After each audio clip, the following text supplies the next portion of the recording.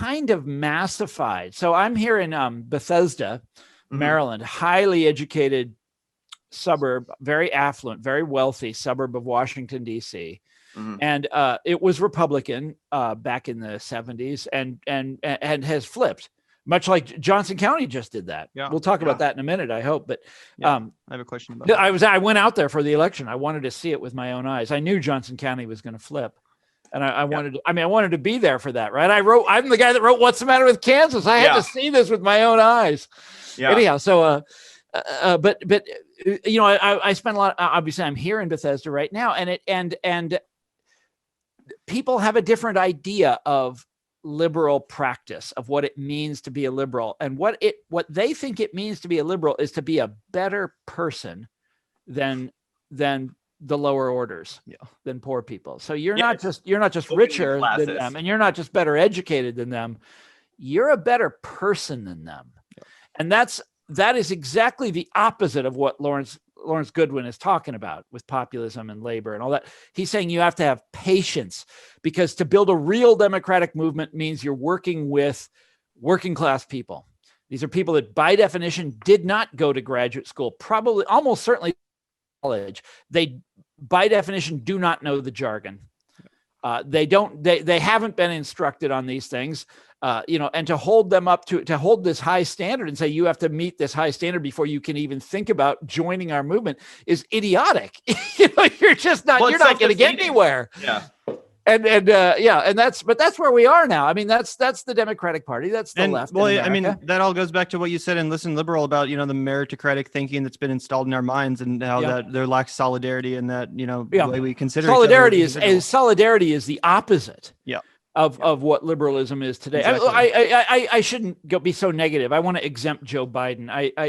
I think he's a fundamentally decent man, and I don't want to sound like I have high hopes for his administration or anything like that, but he almost uniquely among the Democrats, he does not make these mistakes. He and Bernie Sanders and a handful of others. I agree. He's really mastered that like working class Joe aesthetic, whether or not that's he talks based that on, way. Yes. And he's not judgmental towards those people. And he likes to speak in union halls and that kind of thing. Sort of unlike, it's the opposite of Hillary in the basket of deplorables. Yeah, there's no doubt about that. And, but whether he will actually deliver anything is, right. I have strong doubts about that. One thing that I feel like really is uniting both the right and the left right now when it comes to at least the working class is this kind of acknowledgement and hatred of the increased takeover of corporate America over all sectors of our economy. And I think that, as Zach said, we're both living in Kansas City right now. But whenever I go back to Johnson County, whenever I retreat from the Paris of the Plains back to where I grew up, I'm always struck by just the intense corporatization. Like, I mean, it's kind of always been that way. There used to be a place called, it's still there actually. It's called Corporate Woods. I know. I used to deliver pizza to Corporate Woods every single day. They have like a Tino's Pizza. Yeah, they have man.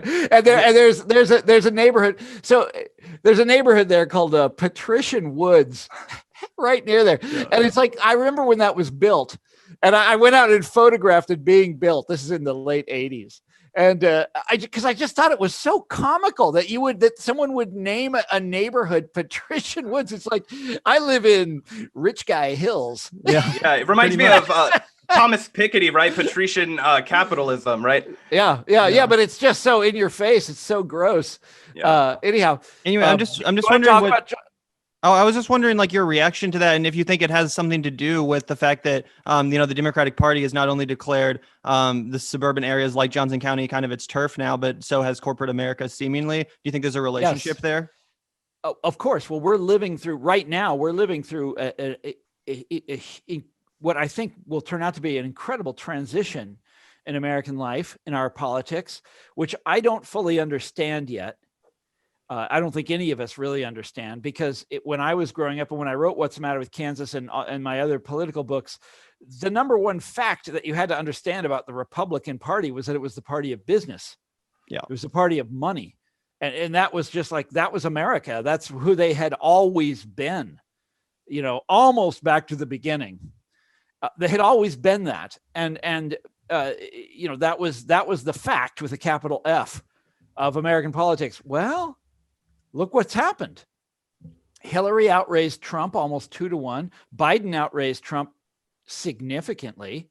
All of these wealthy, highly educated counties all over the country have flipped to the Democrats. Johnson County is actually one of the last ones to go. Orange County, I couldn't believe that. Orange County, California, which was used to be, it was, I mean, both Nixon and Reagan were from there. It's like it's the ultimate Republican stronghold. Flipped Democratic. When I wrote "What's the Matter with Kansas," I always assumed. Well, I always assumed when I was growing up in. I'll just say it. I grew up in Mission Hills. We were not wealthy people, but that's where I grew up. And the people around me were extremely Republican. Yeah, that's the Rockhurst big crowd, surprise, right? Yeah. They were. I mean, and that made sense because they were the ruling class. I mean, they own Kansas City, and they own the state of Kansas. And like the governor of Kansas lived there, and there was another governor of Kansas from Prairie Village, and this is like that's what the Republicans, that was Republicanism. That's who they were, and I would just look around me and be like, that's who they are. I remember I collected matches when I was a kid. I found my matchbook collection over the summer when I was in Kansas City, and I had one of them was a matchbook advertising Barry Goldwater for president. Oh, shit. That I got from some kid's house in the neighborhood. 1964, Barry Goldwater, and this is the extreme right winger. Was regarded as way too right wing. Well, Johnson County, that didn't bother them. They voted for him. I went back and looked at it. Johnson County voted for every Republican, voted only for Republicans going back to Woodrow Wilson.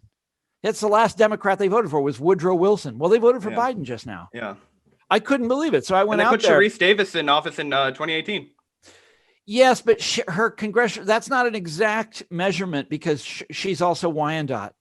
So, the congressional district is bigger than just Johnson County. Mm-hmm. But she did pretty well in Johnson County. Anyhow, so I went out there for the election and driving around, my old haunts. It was, if you looked at the yard signs, it was, clearly, those yard signs that say like respect science, or they list all the liberal causes. Black Lives Matter, water is science, all that. stuff. They list all the liberal causes except one. You know what I'm talking about? There's nothing about labor. There's nothing about you're right. about like the minimum wage or anything about work. Yeah, I know what you're saying about the other liberal causes. Around here over by the plaza, science is real. Story. The news isn't fake. Water is life. Love is love. All that stuff. If you walk around, nothing about work. If you walk around like literally the richest neighborhoods in Kansas City, and I assume, a lot of suburban areas are, outside of the city areas, that's exactly what you see. Like, I was taking it's a kind of liberalism that is almost like, it's perfect for these people. It's like perfectly cherry picked for, Mission Hills or whatever. Anyhow, so I went and looked at the day after the Kansas results were in. I went and pulled it off the Secretary of State website and looked at the precinct by precinct data. Biden won every single precinct in Mission Hills and also in Prairie Village. Wow. And I mean, further than that, I couldn't tell you because like Leawood is now so large. It's hard. I mean, when I was a kid, Leawood was a manageable size, but now it's like this, it's like the size of Topeka or something. Okay, that's going too far. But anyhow, so that it blew my mind. The ruling class. And so listen to take a step back here, what we're talking about. And then after the election, when Trump refuses to concede and gets his supporters to storm the Capitol or whatever, and you start seeing all of these traditional Republican funders saying, we're not going to fund the Republican Party anymore. Wall Street is cutting off the Republican Party. Guys, this is it's hard to believe, for someone like me, where this is something that I've written about my entire adult life, that the Republican Party is losing the rich. The Republican Party is losing the business community. How can this happen? And what happens next? Where do they go? I'm totally at a loss. And you look at the Democratic, and then culturally, this consensus is even more airtight. where, the mainstream media, I mean, the sort of all of the kind of the people who dominate the industries that dominate American culture are today aligned with the Democratic Party. I don't want to say they're on the left, because they aren't. Again, they don't give a shit about labor. They don't give a shit about my issue.